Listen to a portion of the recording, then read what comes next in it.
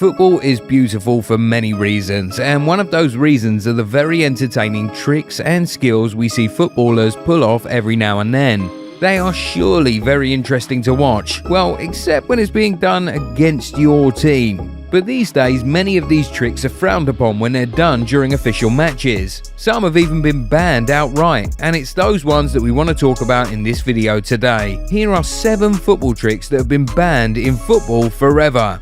Number 1. The shirt catch. If you've ever played football on the streets, then you are surely familiar with this trick, where you trap a descending ball inside your shirt such that it looks like you're imitating a pregnant woman. That trick, although funny on the streets, is pretty much illegal in professional football. Basically, that shirt would be regarded as an extension of the player's arms and would be treated as if the player handled the ball. Norwegian right back Jon Gunnar Solli once did this during a game and got booked for it. You know what? Fair enough. Number 2. Donkey kick free kick. This is a free kick routine which basically involves a player using a donkey kick to elevate the ball for a teammate to hit it goalward. We saw Coventry players unleash this trick against Everton back in 1970, and looking at it, we still don't understand why this one was banned. It seems brilliant, and it's not much different from what Ivan Toney attempted against Arsenal, is it? Anyway, it's pretty sad that we will never see a goal like that one ever again. Number 3. Running knee lock.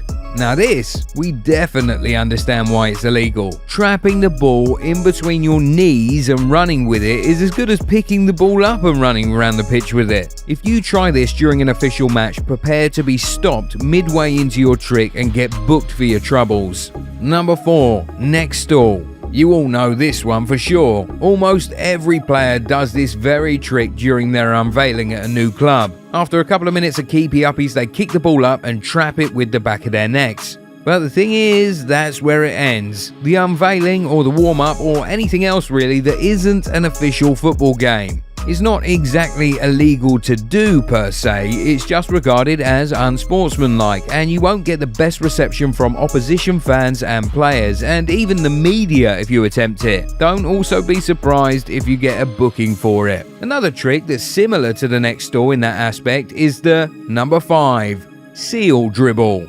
This is another really entertaining trick. The player is basically juggling the ball on his forehead as he runs. It takes a great deal of practice and expertise to be able to properly execute this, but all that expertise is not exactly welcome in official football matches. Just like the neck stall, you'll not exactly be doing anything illegal if you attempt the seal dribble during an official game. But it can be regarded as unsportsmanlike behaviour, and you can very well be booked for that. Of course, booking the player would be completely down to the discretion of the match official, but don't be surprised if a player sees yellow for that. Sometimes the ref can decide to give a free kick the opposite way without a booking. Reason being that player can be said to be playing in a way that exposes himself to injury. If you don't understand how, check out this video of when Kurlon attempted the seal dribble during an official match. Kurlon was the king of the seal dribble back in the early 2000s. And many attribute the early death of the midfielder's career to injuries due to excessive and unnecessary showboating. So you could say that some of these laws are in fact protecting these players from themselves. Number 6. Head stall.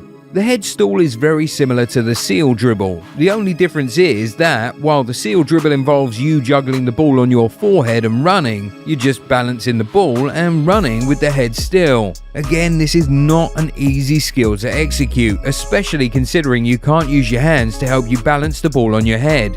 So when players do it during a warm-up, an unveiling, or a charity game, or just on the streets, it's always met with cheers by the fans. But during an official match, it's a different ballgame. It's regarded as unsportsmanlike and strongly discouraged, and a player can get booked for it. But again, this one is subject to the match official. Some will let it go, some others won't. Number 7. Low headers.